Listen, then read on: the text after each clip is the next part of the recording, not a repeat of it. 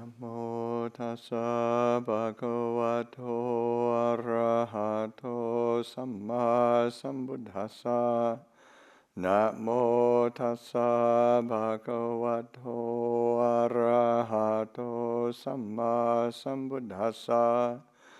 Namo tassa bhagavato arahato samma sambuddhassa.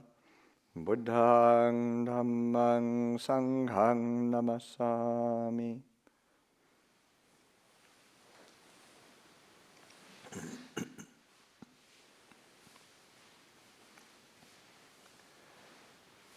Okay, so Saturday night and getting toward the end of March, toward the end of retreat. We're not going anywhere.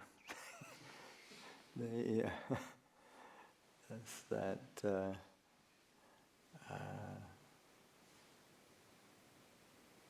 everything has changed, hasn't it? The sense of the rhythms and schedules and ideas plans that we all had have all been completely turned upside down, and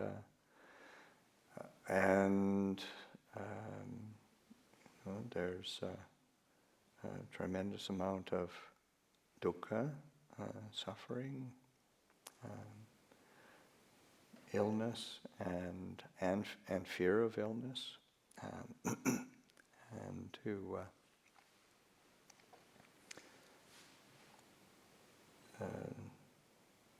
who would have, say, when we started retreat, nobody had this in mind. Nobody had this as a part of the scenario. But that's I think that as a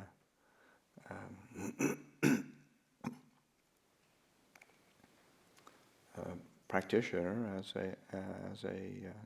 one who contemplates and practices the Buddha's teachings, then we have to be ready for anything, and one has say the Buddha gave the tools to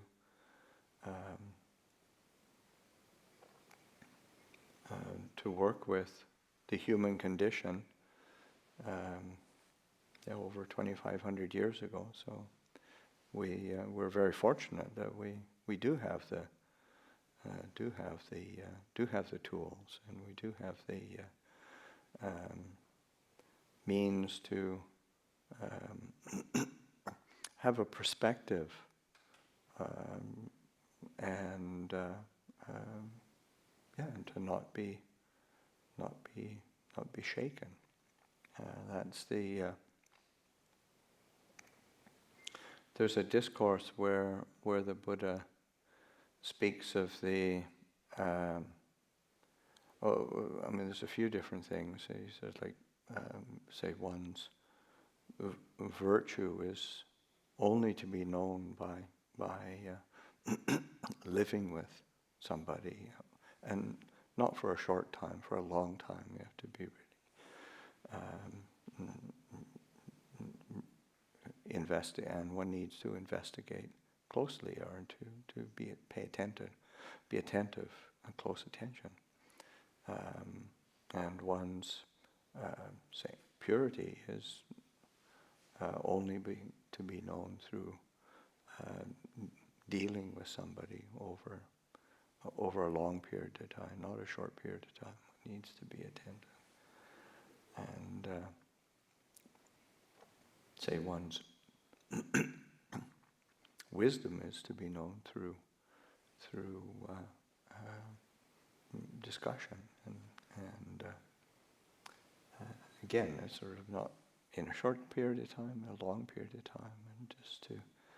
But what I was thinking of was the say one's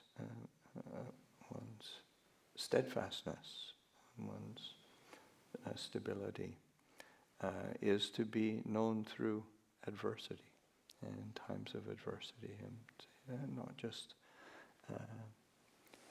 in a short period of time or just in a occasion here and there, but over a long period of time. It's through that how one deals with adversity that one can recognize, say, one's steadfastness, one's stability, one's endurance. So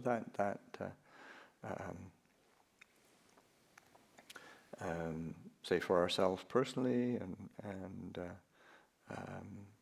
reflecting on ways that we can be cultivating that quality of steadfastness, so that when we do experience, say, difficulty, adversity, then we have a certain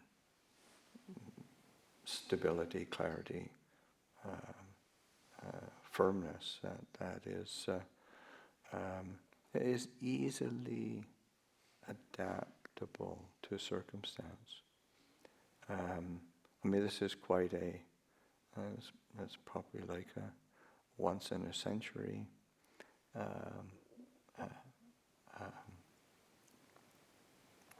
circumstance with a pandemic like this.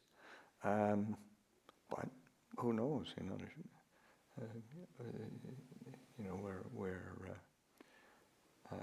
We tend to be, how do you say? We tend to try to either rationalize or negotiate. We have some kind of sickness or illness, and all of a sudden, oh my gosh, I have some sickness or illness. I've got to really. Once I get over this, I'm really going to look after my nutrition and my diet, and I'm going to exercise. I'm going to really look after my health. And then we just usually go back to whatever it was before.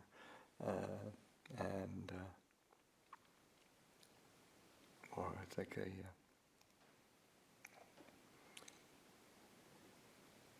kind of a joke.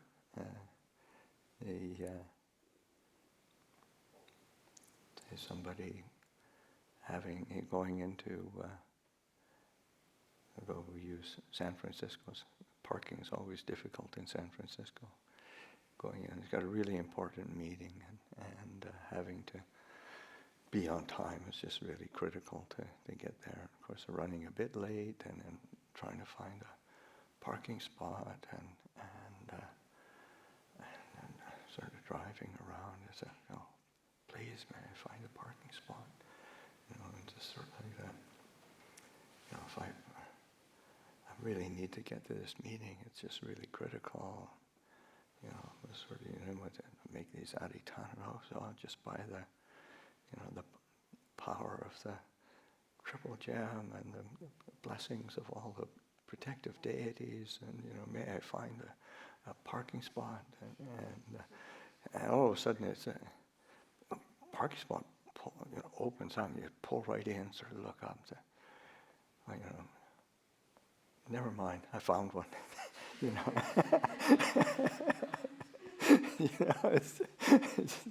Things change so quickly. You're ready to sort of, gosh, if I just find a parking spot, I'd keep the precepts. I'd meditate really regularly. But never mind. I found one. Things change. We learning how to really adapt with wisdom. So one of the things when we think of wisdom, I mean it's the wisdom never really stands alone. It has to be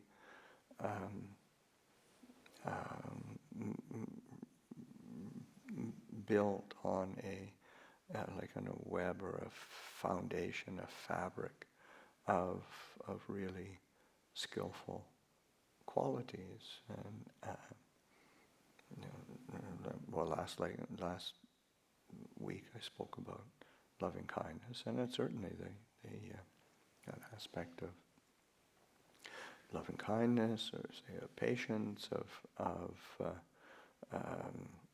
integrity, and generosity. All of these are qualities that we cultivate and develop and rely on in order that wisdom can be, it can be sort of there's a flexibility to it. There's an attunement to the circumstances and being able to reflect. And one is just accepting the way things are. It's sort of, okay, it's like this. This is the circumstance that we're in right now. How do we work with it? How do we deal with it? What would be beneficial? What would be useful right now? And that's that sense of wisdom or discernment. And seeing clearly allows us to adapt without being without being thrown off balance, or without kind of desperately negotiating, or being pulled into kind of anxiety, worry, fear. It's not that it's not there. I mean, especially right now, we're in circumstances that's worthy of concern. But with that concern, what's actually worth putting attention on?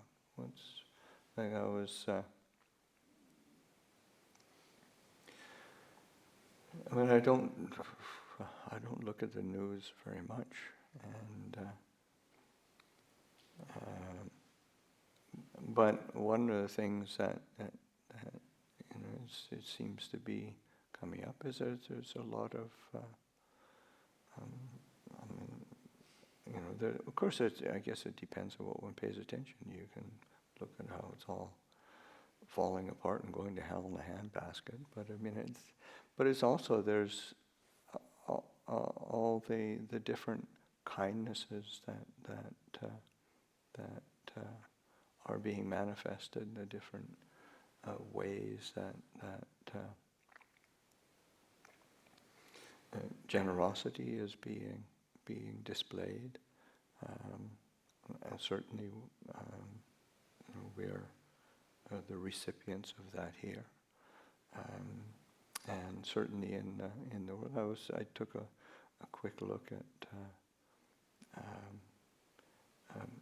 Bangkok Post and see what the kind of headlines in Thailand were doing, and thing, just sort of seeing pictures of different corporations and businesses that got people together, and they're keeping their distance, but they're feeding all the hospital workers. And it's just like, it's really touching. It's like really, one, it's showing appreciation for people who are. It must be incredibly stressful to be working in the hospitals, and then to be acknowledged and a certain sense of care and concern. And I think that's what I'd say, like loving kindness it's like the seed or the basis of connection, how we can connect with each other as human beings. So that sense of nurturing those qualities of loving kindness, and it feeds into and or is entangled with those aspects of, say, of generosity, of giving, of sharing, of being of service, and finding ways that one can do that, and then even, there's way, and of course, right now is like, not doing anything, or not in terms of not social, not really keeping a social distance. That's of great benefit as well. So there's just many ways that can be manifesting that we can be applying discernment and a Dhamma practice, and then turning it back inward to be reflecting on the things that are conducive to that quality of steadfastness. How do we maintain a steadfastness in these circumstances that are very challenging and difficult? And it requires a certain, like one of the words that came up in my mind is when we think of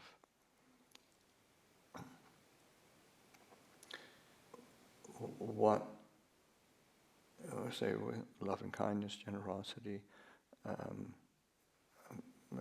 sacrifice, and especially in terms of Dhamma practice, the aspect of sacrifice, in terms of like the original,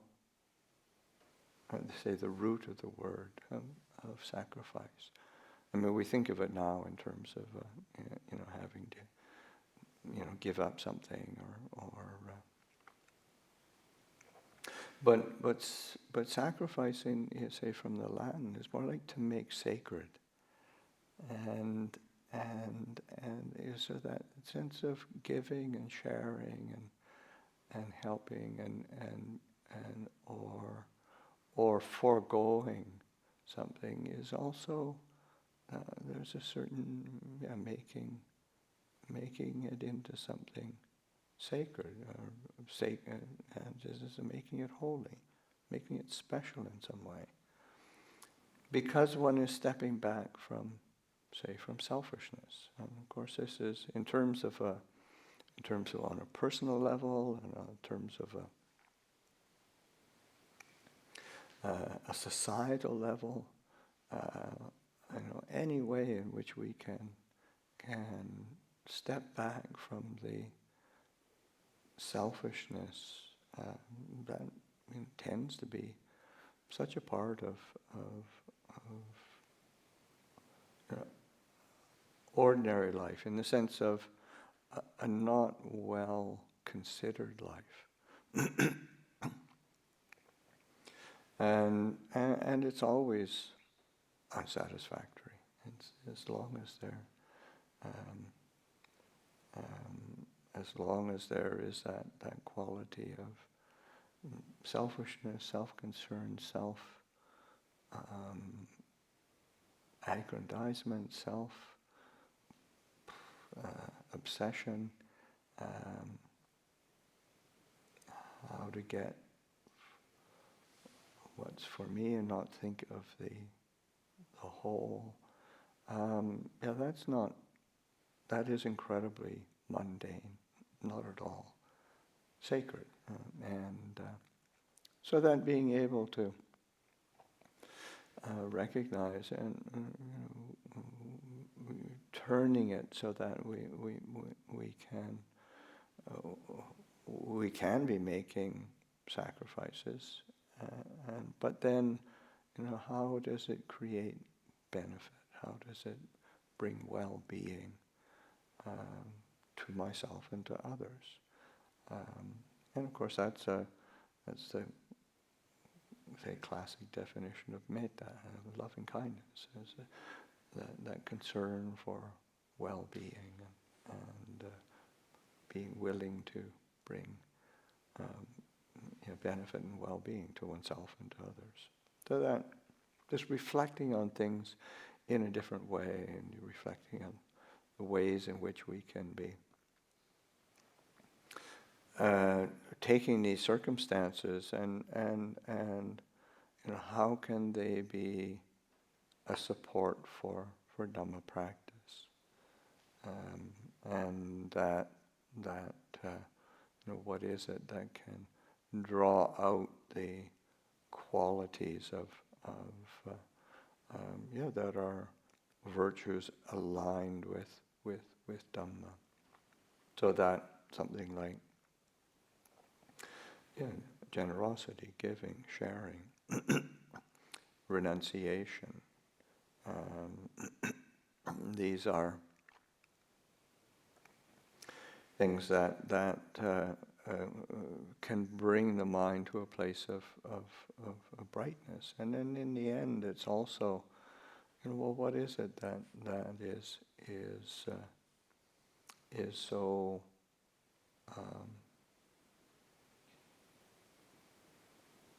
say, what is the burden that we need to relinquish, to let go of? And it's always around this sense of self, and sense of me. That identification and attachment to the body, to feeling, emotion, thoughts, ideas, and then the views that we hold. We think in terms of loving kindness, and that's I think at the end of the Metta Sutta, by not holding two fixed views, the pure-hearted one, having clarity of vision, being freed from all sense desires, is not born again into this world. You think, so is that some sort of anomaly, some weird bit tacked on to the Buddha's discourse on loving kindness? What's that got to do with loving kindness? Not having fixed views or not getting stuck in that's in terms of kindness. It's an incredible act of kindness, generosity, renunciation, relinquishment, to not be enmeshed and embedded in one's views in terms of I'm right, you're wrong, this is my way, it's got to be this, got to be like this, you're like this, the world's and all the projections that we create, either out of it's like the biases that the Buddha points to, that the Buddha calls akati. They're usually translated as biases, biased by greed, biased by aversion, biased by delusion, biased by fear. And akati means to lean. Sort of one doesn't have that steadfast center, doesn't have that steadfast anchor of Dhamma, so then one ends up leaning and biased. And it's those views, and we hold on when we lean in a particular way, through greed, through aversion, through confusion, through fear, and then we hang on to that as a view. And then we project out onto the world. The world is like that. We project back in, I'm like this, and we get tangled. That's like the Buddha, the thicket of views, the wilderness of views, the tangle of views, and that's just that morass of views, and the simple act of relinquishing, of letting go, is such a kindness to oneself and to others, not getting tangled by fixed views, not getting entangled in the kind of constant search for gratification and stimulation.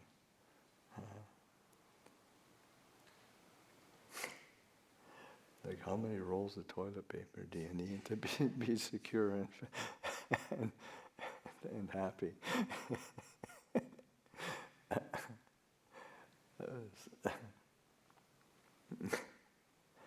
That sense of one's not born again into this world, and it's not. One doesn't have to look to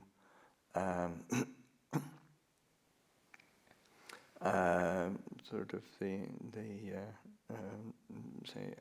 a round of rebirth, or it's being born in the world with a mood of desire, a thought of ill will, and born into the ideas of liking and disliking, wanting, not wanting. That is the world.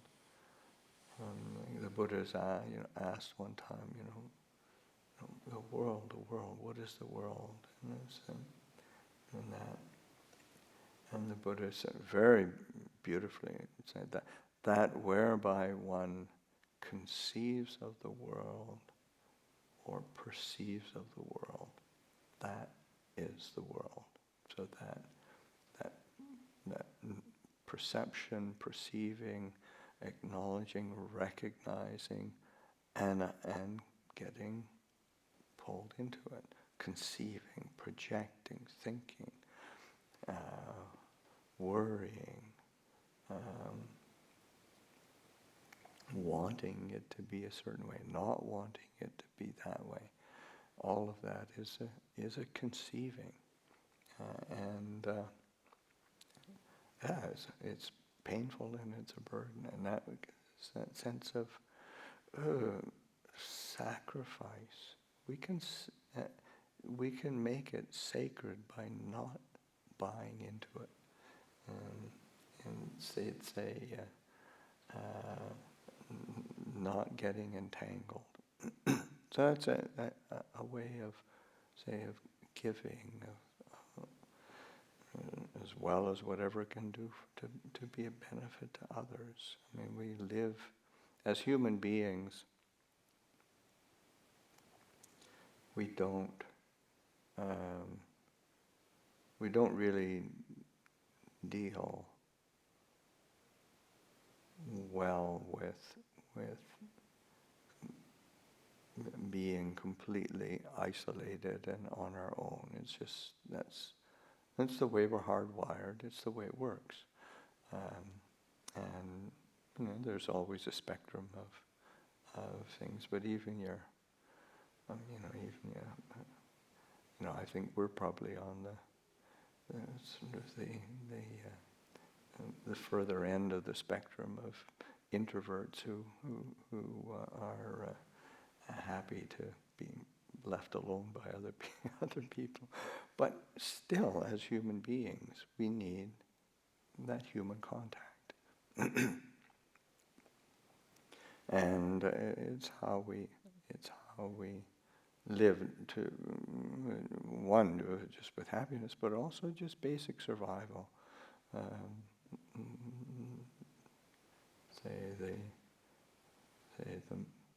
The myth of the rugged individual being on their own in the West and the frontier, and it's, people who did that usually died.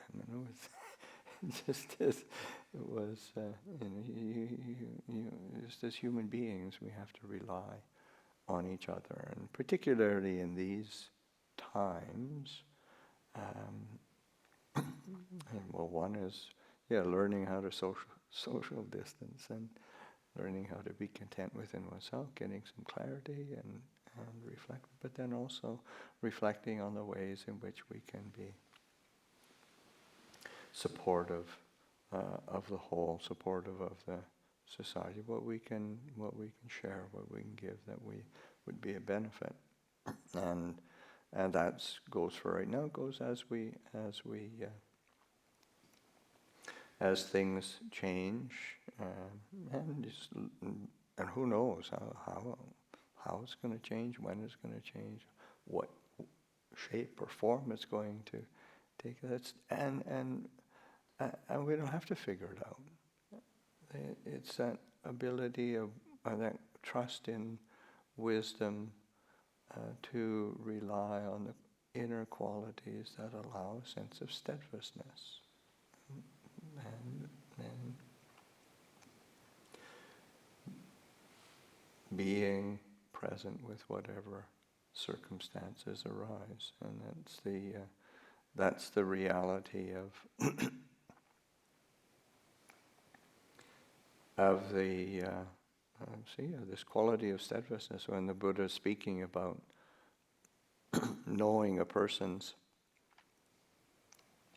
steadfastness through adversity, the Buddha then also talks about that as he's describing it, just pointing to the ordinariness of that everybody, and that's really everybody, whether you're a Buddha or you're completely unawakened,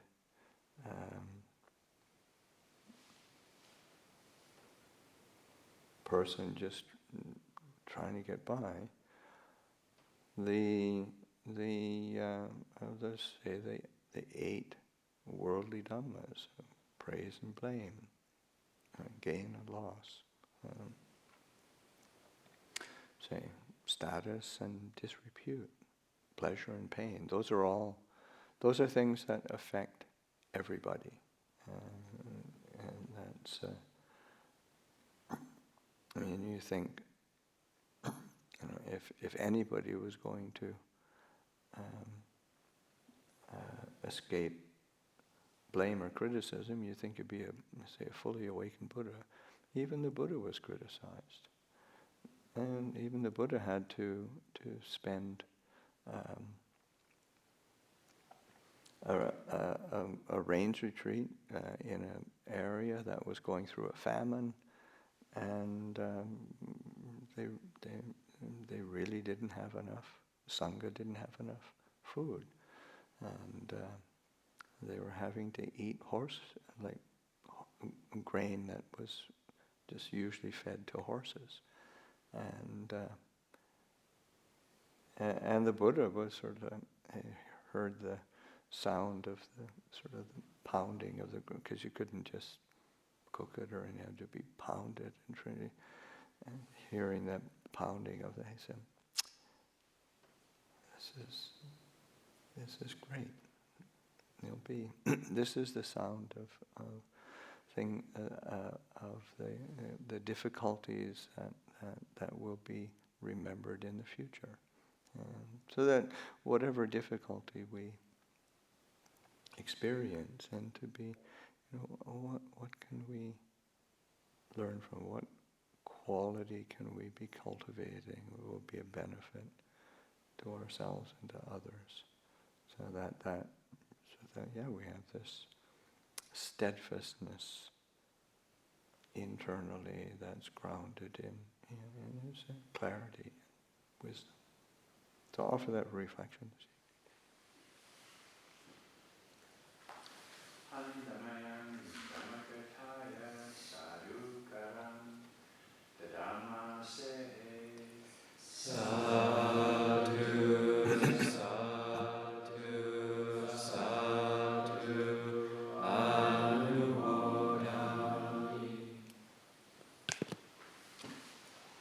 Begin with the Buddha's words on loving kindness, page 37, book 1.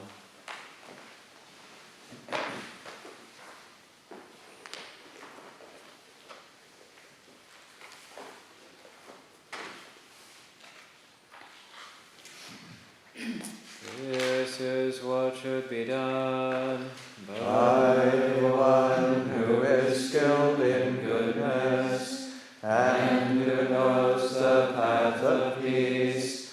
Let them be able and upright, straightforward and gentle in speech, humble and not conceited, contented and easily satisfied, unburdened with duties, and frugal in their ways, peaceful and calm and wise and skillful, not proud and demanding in nature. Let them not do the slightest thing that the wise would later reprove, wishing in gladness and in safety, may all beings be at ease. Whatever living beings there may be, whether they are weak or strong, omitting none, the great or the mighty, medium, short or small, the seen and the unseen, those living near and far away, those born and to be born, may all beings be at ease. Let none deceive another, or despise any being in any state. Let none through anger or ill will wish harm upon another, even as a mother protects with her life her child, her only child, so with a boundless heart should one cherish all living beings, radiating kindness over the entire world, spreading upwards to the skies and downwards to the depths, outwards and unbounded, free from hatred and ill will, whether standing or walking, seated or lying down, free from drowsiness. One should sustain this recollection.